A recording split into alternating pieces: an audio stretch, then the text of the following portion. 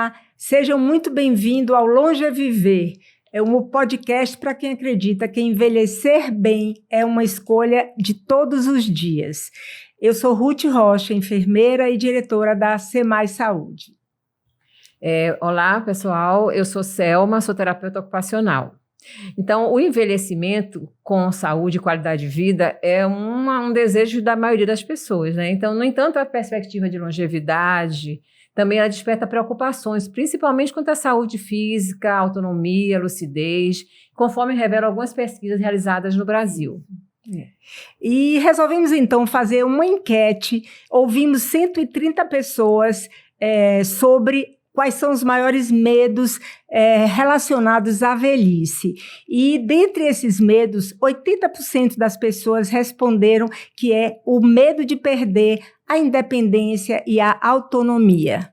Então, no episódio de hoje, que é o episódio de estreia, o Longeviver vai falar sobre o medo de perder essa autonomia e a independência e como é possível enfrentar isso com informação, atitude e cuidado. E, para isso, a gente convidou a médica geriatra, a doutora Cristiane Machado.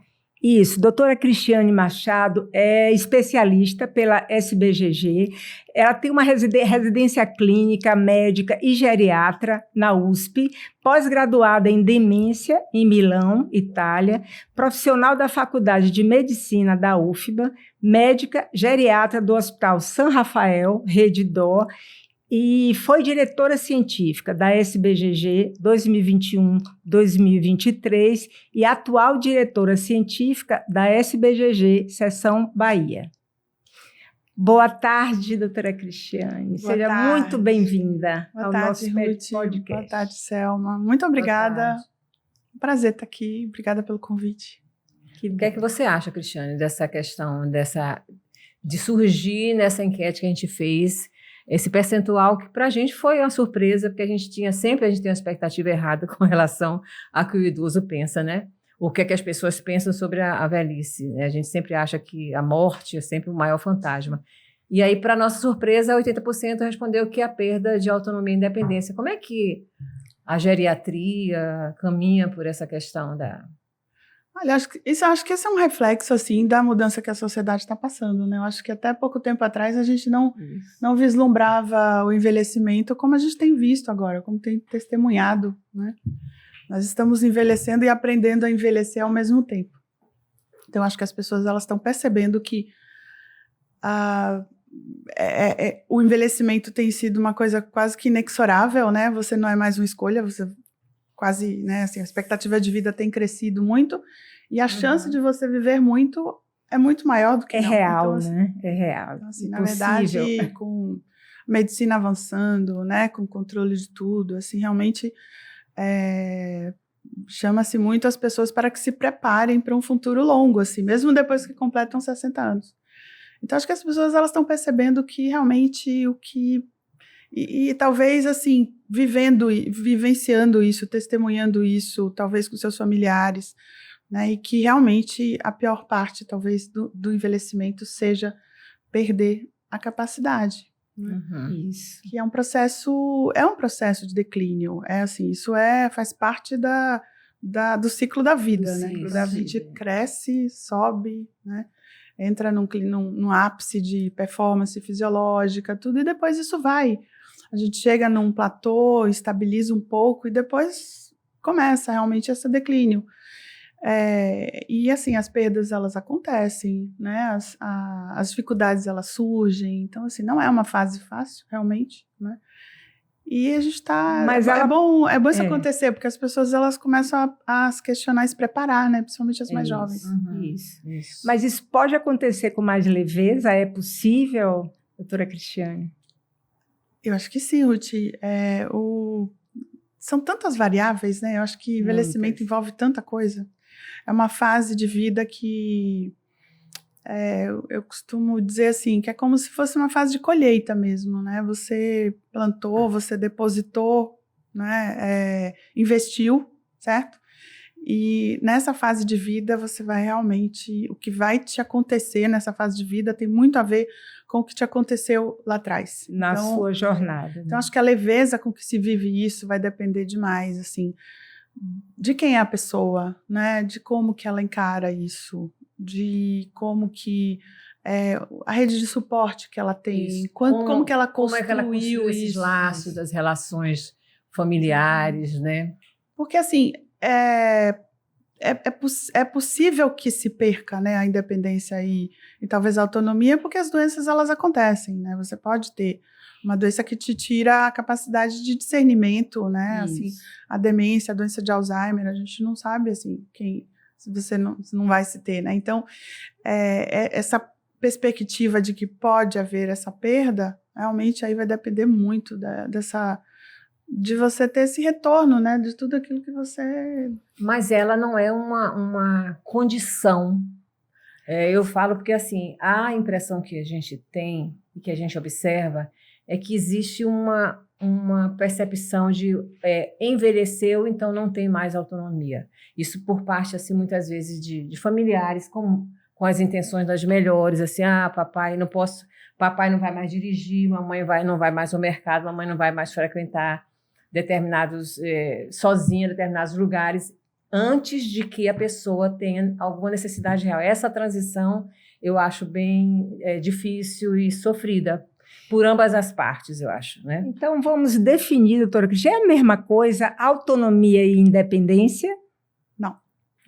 Autonomia, independência, assim, você tem a ver com precisar de ajuda, né? Pode ser uma ajuda física, uma ajuda para... a gente sempre associa a mobilidade, né? Então, assim, realizar. Então, às vezes você precisa de alguém, por exemplo, alguém que faça a tua comida. Se você não puder mais fazer, isso é um grau de dependência, né? Se você não for mais capaz ou não puder mais. Por exemplo, eu tenho alguma coisa no maleiro da minha casa, lá em cima. Eu sei que eu tenho alguma coisa e eu preciso pegar aquilo ali. Eu tenho autonomia de dizer, olha, eu quero pegar aquilo ali, só que eu não tenho uma capacidade física e eu vou precisar da ajuda de uma escada ou de alguém que pegue. Uma coisa parecida com isso? Sim, e pode ser que você tenha perdido, por exemplo, a capacidade dessa mobilidade, né? E, por exemplo, né, você pode ter tido um AVC, um acidente, né? E você não funciona mais com a perna, você precisa de um auxílio para se locomover, por exemplo, uma cadeira de rodas. Sim. Tá? Mas você preserva sua capacidade de escolha. sua capacidade de escolha. Eu vi uma vez uma coisa muito legal, assim, você pode ser dependente de uma cadeira de roda, mas você pode definir para onde você quer que empurrem sua cadeira de roda. Isso. Então, assim, isso é autonomia. Sim, eu falei, eu quero, né, que você me leve ali.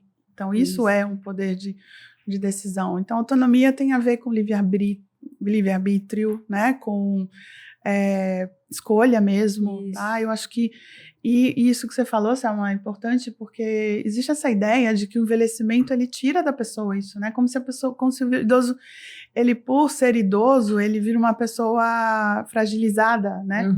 Fragilizada nesse aspecto, não estou dizendo... Então, e por zelo, às vezes, a família tem um controle, ainda tem aquela bela frase assim, nessa idade, né? Não, nessa idade você não pode sair, não é a idade que define, né, o que a pessoa pode ou não pode fazer. Enfim, isso realmente E aí vem a questão do controle, do cuidado e o controle que eu digo assim, o cuidado, né, em preservar essa autonomia e independência e o controle por parte de familiares ou pessoas próximas de impedir que a pessoa faça algo que ainda pode, né? E aí antecipa qualquer... Também tem a ver com as relações que foram estabelecidas entre esses filhos e esses pais, né? O pai e a mãe que foi protagonista durante a vida inteira e que, de repente, ele ainda tem a possibilidade, né, de fazer escolhas, não se fragilizou, porque o que a gente vê e percebe, as pessoas vão, nesse processo de chegando aos 80 anos, vão chegando vários medos, né? Os medos, inclusive, de sair na rua, né? De ser assaltado, que é real, os passeios, né? E aí os filhos vão, de alguma forma, fazendo escolhas para esses pais. Então, a gente percebe isso claramente e E muitos desses idosos, eles ficam muito... eu diria que eles se chateiam muito, ficam muito contrariados com as decisões dos filhos, mas eles também não se sentem fortalecidos ou empoderados para sair desse processo, né? E esse exercício de independência tem muito a ver com o meio em que você vive, né? Sem dúvida. Então, tem pessoas que moram em determinados locais, assim, sei lá, no interior, em que tudo é muito mais fácil. Sim. Né? Então, olha a diferença que é de você morar num apartamento e você, claro que você vai ser independente. Então, assim, o meio ambiente, ele interfere demais como uma pessoa, como ela exerce a velhice, né? Isso realmente cada vez mais tem sido colocado. A OMS, inclusive, diz que, assim, o envelhecimento saudável, né, e é percebido quando você tem habilidade funcional. Habilidade funcional é você ter a possibilidade de você exercer sua capacidade. Então, você tem capacidade de andar, você tem capacidade de ir no mercado, você tem, ou seja, você tá, né, você anda, mas o ambiente não te favorece, você não pode fazer isso porque, então, às vezes a gente recomenda muito, né, tem que sair, tem que caminhar, tem que caminhar, a calçada não permite, não tem como, enfim, e no fim das contas, o mais importante é você ter essa habilidade, a possibilidade de exercer, né? Porque, então, assim, hoje também as condições ambientais, né, que a gente fala, o meio, barreiras, né? As barreiras todas que elas são muito importantes. E isso que você coloca da família, né? Tem um termo assim que às vezes os filhos usam com os pais e eu realmente não, que é obedecer. Né? Então, assim, minha mãe não me obedece. Eu falei, como assim? Não, eu acho que é um termo... O idoso é muito teimoso. É teimoso. Eu falei, não é por aí, né? Eu acho que qualquer termo que remeta à velhice, à infância, eu acho que isso realmente... É abominável. Não, é abominável, com certeza. Então, doutora Cristiane, o nosso país, né, falando desses riscos, né, da insegurança, será que o nosso país está preparado para essa revolução da longevidade? A gente está... O Brasil é um país de destaque no mundo nesse aspecto, porque pelas dimensões continentais que tem esse país, né? Então, assim, como que de repente a gente começou a envelhecer. Então, na Europa, nos países mais desenvolvidos, isso se deu ao longo de muitos anos, né? Foi séculos que passou para poder realmente... E a sociedade se adaptou, se acostumou, se ajustou. Teve tempo, digamos assim. E a gente eu digo que a gente está trocando pneu com o carro andando, né? Então, nós estamos apanhando, aprendendo e as coisas estão acontecendo. Então, assim, eu acho que existe um esforço, eu percebo, por parte do Estado, né, em relação à questão do idoso, né? A gente tem o Estatuto do Idoso, a gente tem determinadas preocupações, né, políticas públicas, elas existem, né? Mas no nosso país, assim, a gente tem a dificuldade, exatamente, a barreira de efetivar, mas eu percebo que isso é um assunto, não é à toa que a gente está falando sobre isso aqui agora, né?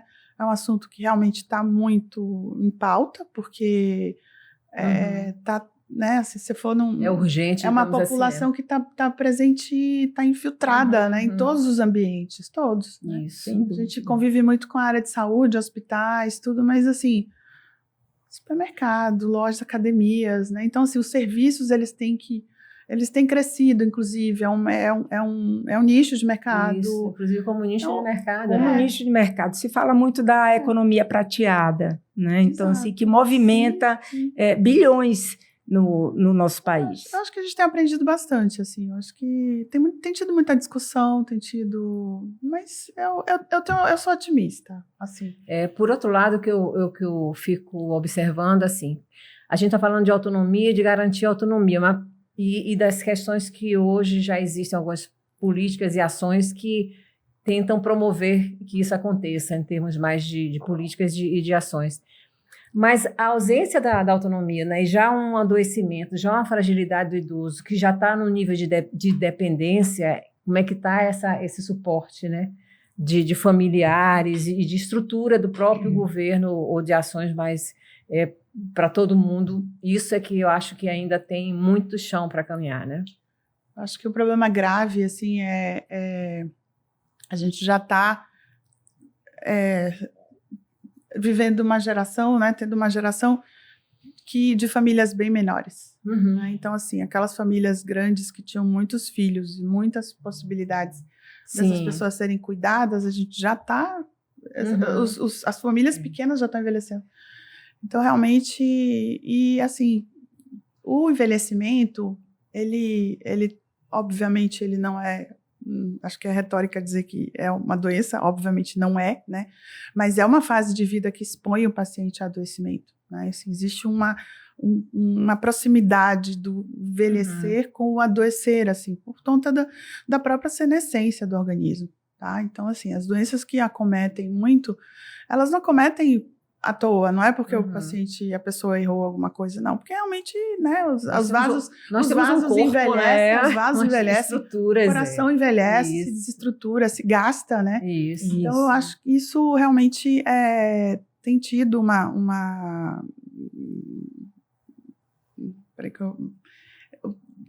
deixa eu perder o raciocínio agora. Alguma preocupação, alguma... Assim, uma preocupação, sim, eu tô colocando assim, que realmente é a realidade. A doença é uma realidade, né? Então a gente não pode ser o adoecimento. Essa expectativa de que, né, vamos ter velhice saudáveis e realmente a gente tem que preparar para isso. E isso que você coloca. As duas coisas devem se acontecer, né? E da perda da autonomia por conta de doenças que acometem mesmo, né? E aí, assim... Que foi um dos medos que apareceu. De uma doença grave. Mas, assim, entendeu? e quais são se você puder falar um pouco sobre essas doenças que são incapacitantes, né? Então, assim, e que, na verdade, essas doenças, elas podem advir desde a maturidade, né? Não só no envelhecimento. Sim. A gente tem se envelhecido muito com aquelas doenças que acometem, né, a meia-idade. As doenças crônicas. É verdade. Então, na verdade, assim, as doenças, quando a gente pensa em autonomia, né, que é o valor mais nobre que a gente pensa muito em comunicação, né, a capacidade de se expressar, de comunicar, de dizer, né, o que quer, pensa, o que sente. Então, para isso, você tem que ter a habilidade de dizer, né, então... algumas doenças, por exemplo, podem tirar isso. Por exemplo, um AVC, né, que acomete a área de uma fala, né? Isso realmente tem um impacto grande. As doenças neurológicas, né? Então, essas são doenças que expõem o paciente a uma fragilidade não só orgânica, como também elas se tornam, né? Como é que eu diria? Perdem assim serem donos da sua própria vida, né? E isso abre espaço para que outras pessoas... Não se fala mais nos IS, não é, Cristiane? Os IS geriátricos? Os IS geriátricos já não se fala mais em IS, porque você falando em doenças e doenças, e tinha aquela... Dos IS geriátricos, as insuficiências, né? Mobilidade. Ainda se usa isso no meio... Porque na geronto e na geriatria? Os IS, né, que são os incontinência, imobilidade, insuficiência cerebral, iatrogenias, né, que é a exposição aos medicamentos, tá? E instabilidade. E até a insuficiência familiar. Também. Tem vários IS que podem entrar, né?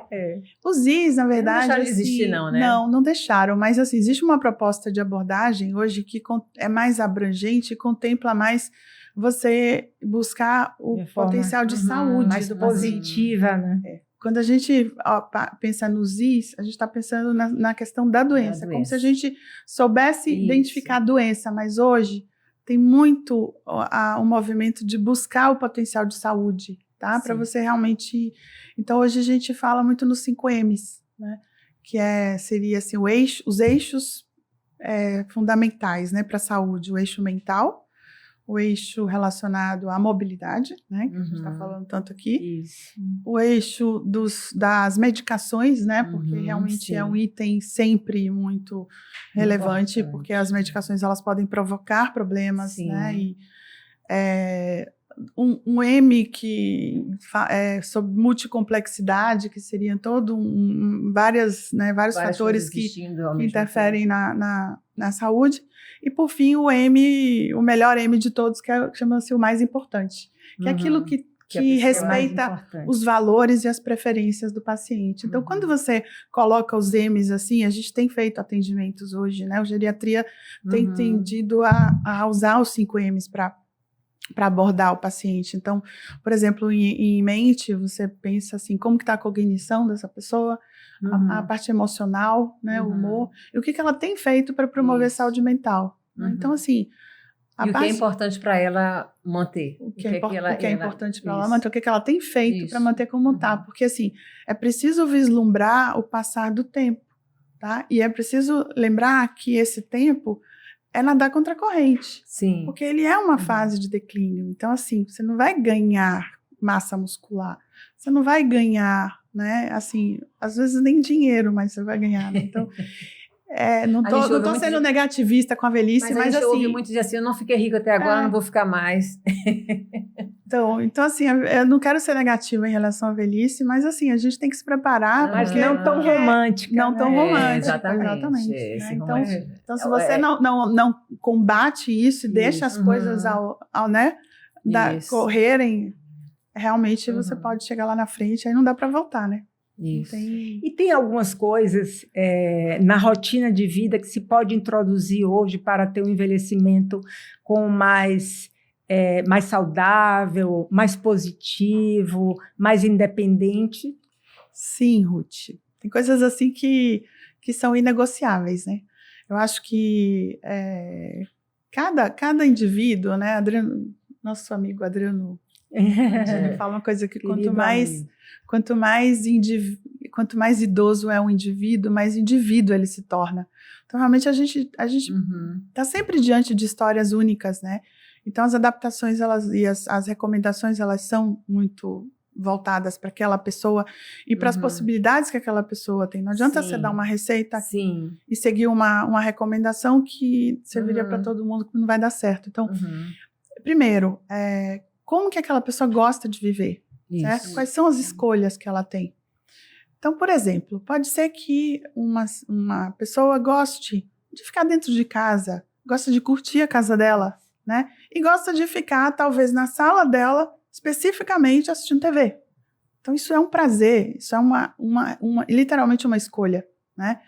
Então, assim, isso é ok. Mas o que a gente tem que colocar é o seguinte, isso pode custar, certo? Essa conta, ela pode chegar, você paga-se o preço. Então, você pode orientar a pessoa que ela equilibre isso de alguma maneira, né? Então, o que é inegociável hoje, a gente está falando muito de autonomia e independência, a gente está colocando muita questão de você poder funcionar fisicamente, certo? Sem dúvida. Então, acho que isso seria o maior dos valores. Então, assim, cuidar da parte relacionada à mobilidade, aí eu vou chegar no ponto em que todo mundo sabe o que é que eu vou falar. Né? Que seria realmente a atividade física. Então, não se exercitar, certo? Significa, olha, é muito difícil uma pessoa idosa que não se exercita, ela não realmente não sofrer mais na frente. Sim, as consequências disso. E assim, é uma coisa que a gente tem que acumular. Perdendo massa muscular, você perde força, perde lubrificação de articulação, agilidade. As dores, elas surgem, e aí você entra num ciclo que você não anda porque dói, mas dói porque você não anda. E aí implica em isolamento social, né? Aí tem outras coisas. E aí, assim, você o exercício pode ser qualquer um, né? Porque necessariamente tem idosos que não gostam de ir para academia. Eu não gosto de ir para academia, eu não gosto de fazer exercício resistido. Eu posso caminhar, eu posso dançar, eu posso... O que mais? Qualquer exercício é melhor que nenhum, certo? Até, sei lá, você levantar e sentar de uma cadeira 10 vezes por dia em casa, já é um exercício, né? Mas é claro que, se a gente pensar no ideal, hoje tem se falado muito do exercício de resistência, que são a musculação, né?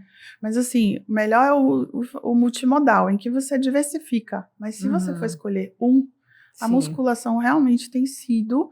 porque aquilo que vai te conferir força, né?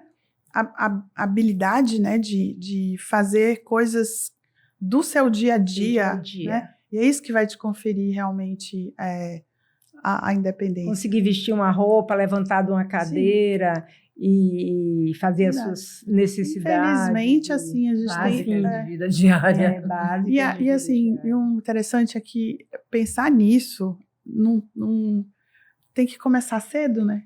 Então, se você não pensar em que você pode chegar na sua velhice você está correndo risco, né, de chegar lá e ser muito difícil você buscar isso e ter, né, capacidade física, um vigor físico bom.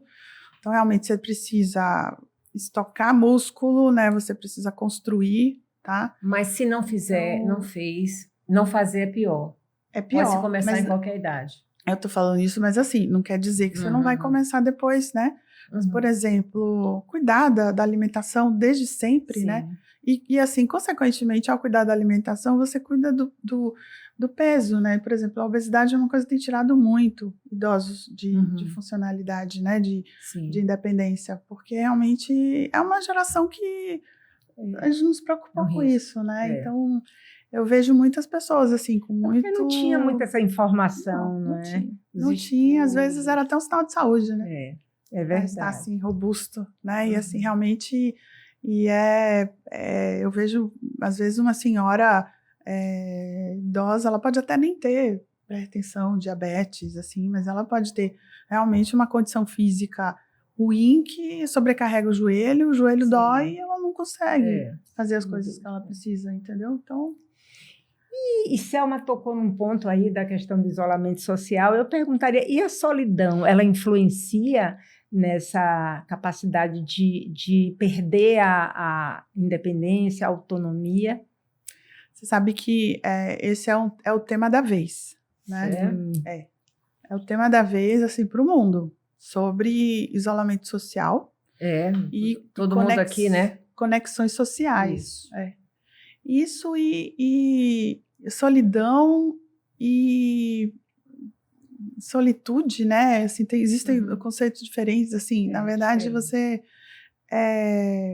a falta de conexões sociais, isso tem muita pesquisa já com resultados, né? Dados que comprovam que essa ausência de interação, de você ter estímulo, né? Estímulo, isso tudo assim é como se fosse uma carga de saúde, talvez, né? Eu sei, saúde mental, saúde que mental, você né? realmente, quanta troca você faz quando você interage, né?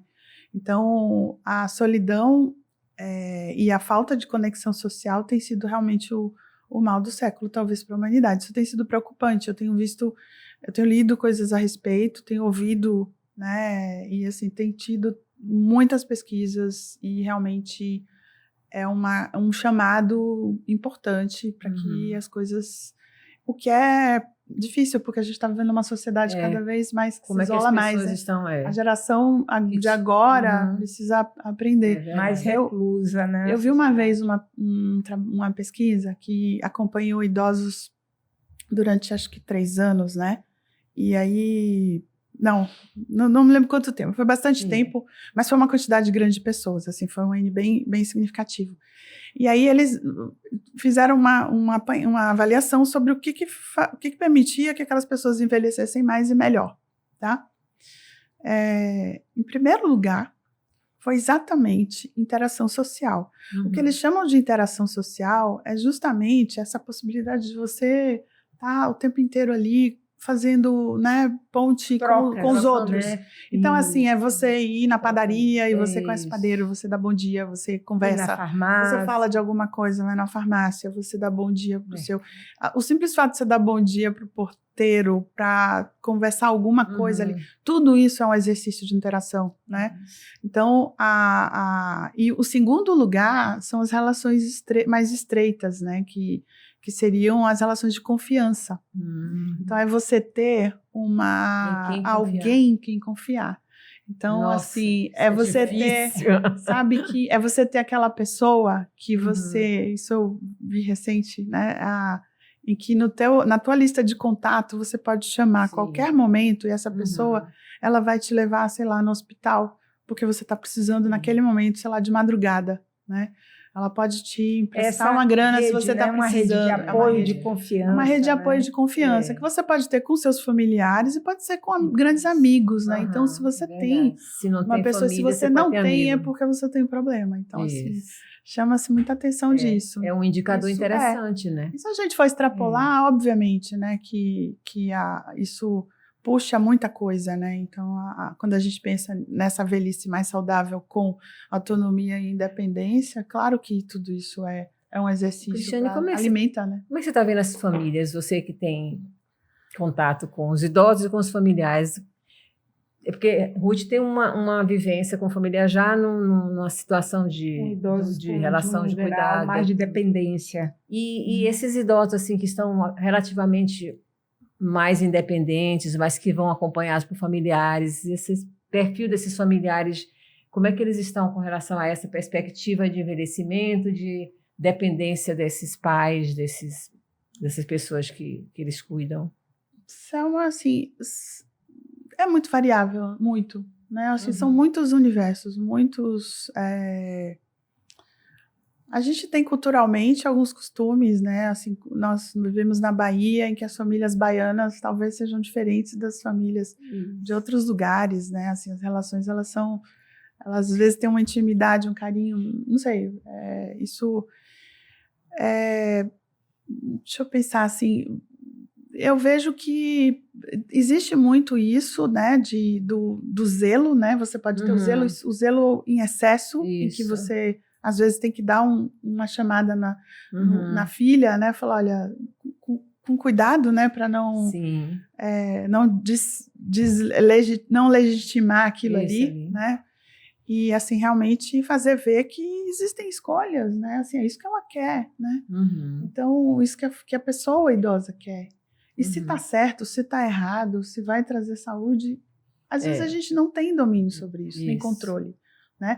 O que é preciso é lidar com uma pessoa idosa com muita seriedade, assim. Ela é uma pessoa que, né, tem que ser papo reto ali, tá? Então, por exemplo, a gente está numa consulta, né, em que a família está ali presente, o familiar ele é coadjuvante completamente, o protagonista é o paciente. Então, se você como médico não exerce essa interação, você não vai vincular, né? Você não vai criar o laço e a relação médico-paciente. Então, você tem que realmente deixar claro que ali existe uma pessoa que tem suas condições. Agora, o que você pode, muitas vezes, tem necessidade de falar é dizer para esse paciente que talvez as escolhas que ele esteja fazendo não são as melhores para ele. Isso vai, e às vezes vale dizer o seguinte, olha, tem certas situações em que nós podemos arcar com as consequências dos nossos atos, mas assim, só a gente banca isso. Pior é quando outras pessoas precisam bancar, quando isso sobra, né? E aí quem vai ter que realmente arcar com a consequência dessa escolha sua vai ser seu filho, vai ser sua filha. Às vezes a gente tem que colocar dessa forma. Né? E às vezes o paciente ele tem que tomar esse... Porque realmente é preciso, né? Não o pode, protagonismo, né? Não pode subestimar, né? O protagonismo. Acho que a geriatria na área da medicina, acho que sempre foi uma área que sempre defendeu esse lugar do idoso a que ser ouvido, né? Porque eu já tive a oportunidade de acompanhar pessoas idosas em consultas e realmente a pessoa do lado, que era o paciente, não era nem olhado, né? Então, acho que a geriatria sempre teve esse diferencial. Sempre teve, né? Sem dúvida. Acho que ainda acontece isso. Ponto pacífico, né? E eu gostaria de falar um pouquinho sobre a tecnologia. Ela favorece ao idoso ou ela dificulta? Eu acho que... Olha... eu acho que os dois, né? Os dois, né? Não é nenhum nem outro. Acho que a tecnologia está aí. A gente está vendo, tem uma geração que não teve acesso. Nós, assim, temos hiatos de gerações, assim, às vezes até, né, de pessoas mais jovens. Eu tenho 2 filhas, 4 anos de diferença. Já existe alguma diferença, porque o mundo está girando muito rápido, né? Então, nós temos idosos que realmente estão super abertos para a tecnologia, né? Sim. Então lá, eu tenho um paciente que tem dúvida, vai no Google, olha lá e deixa eu perguntar aqui. Vai, né? Assim, usa o celular e o smartphone, né? Como Alexa. Enfim, as TVs hoje, né? Então, assim, elas se desenrolam muito bem. Alguns jogos eletrônicos, alguns jogos, né? Até no celular, né? E a comunicação com filhos que moram longe, né? As videochamadas. Essa possibilidade disso. Isso tem uma possibilidade também grande de... Sem dúvida. Deles, inclusive, não se sentirem tão solitários. Tem muito a ver com a escolaridade que teve, né? Então, realmente, assim, as pessoas que se adequam melhor e se ajustam mais à tecnologia são aquelas pessoas que realmente têm essa condição, né, de aprender, Mas o que a gente vê, o WhatsApp, todo mundo se comunica pelo WhatsApp, faz videochamada, independente de ser até alfabetizado ou não, né? Isso é uma coisa que a gente vê e que, de qualquer forma, ajuda muito, né, a não estar ali naquele momento sozinho, né?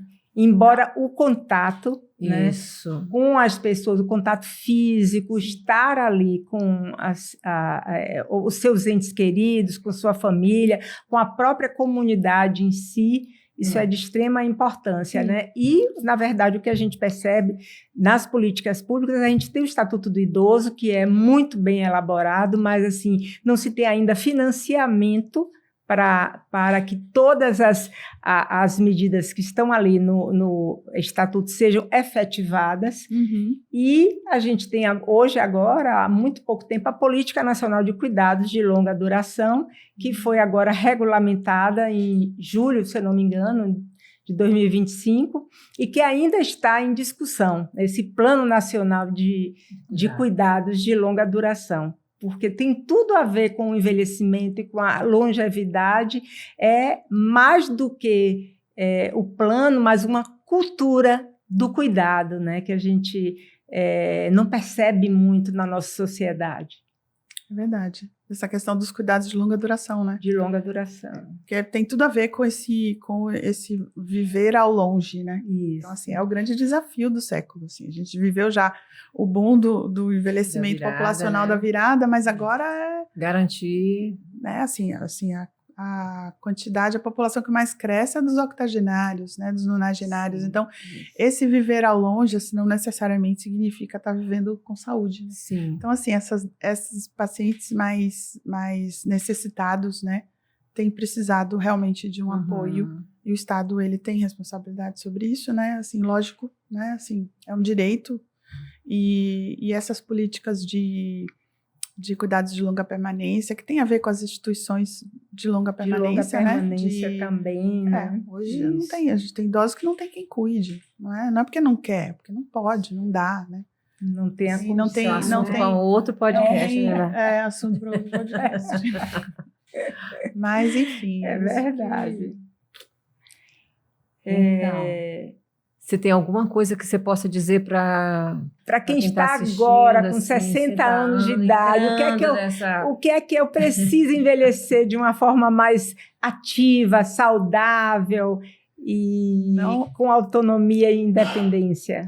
Não subestime o que vem por aí, né? Assim, o tempo vem, né? A chance de se prepare, né? Na verdade, dá tempo ainda de se preparar. Porque depois, assim, não dá para voltar para buscar as coisas, né? Assim, Ana Cláudia Arantes tem um texto que ela fala assim, como se a velhice fosse uma viagem que você vai para um determinado lugar, né? E nesse lugar você precisa estar preparado para enfrentar o frio, enfrentar o calor, Então, assim... as adversidades. As adversidades. Claro que, lógico, não dá pra gente... Mas a vida vai mudar, né? Então, por exemplo, pessoas que sempre foram muito ativas, trabalham dinâmicas demais, né? Assim, talvez as pessoas elas tenham uma velhice um pouco difícil, porque elas não como pensam... A gente se enxerga, porque elas não pensam na possibilidade, assim, de que, assim, quando o teu trabalho não estiver presente na sua vida, você vai fazer o quê?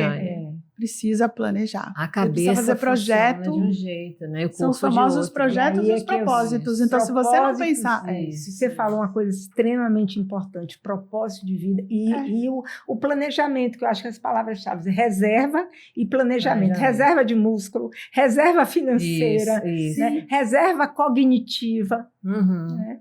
E se planejar para plano A, o plano B, né? O plano C, e aí você tem que realmente e não subestime também cultivar relações, né? Cultive bem as relações, porque assim você pode precisar dessas pessoas, né? E realmente Verdade. você precisa ser uma pessoa gostosa de ser cuidada, porque se você precisar um dia ser cuidada e depender de alguém, isso é muito importante mesmo. Que essa pessoa faça isso com prazer e por amor, porque senão, né? Enfim. Muito bom. Verdade. Muito bom. Obrigada. Obrigada a vocês. Até a próxima, viu? Até a próxima. Parabéns. Vocês, e agora a gente fecha esse podcast com a doutora Cristiane, agradecendo a ela pelos grandes esclarecimentos sobre a perda da autonomia e da independência e, mais do que tudo, né, para que a gente possa envelhecer. É possível, sim, envelhecer com dignidade, com independência, se a gente se cuidar e se preparar e se apoiar. Obrigada, doutora Cristiane.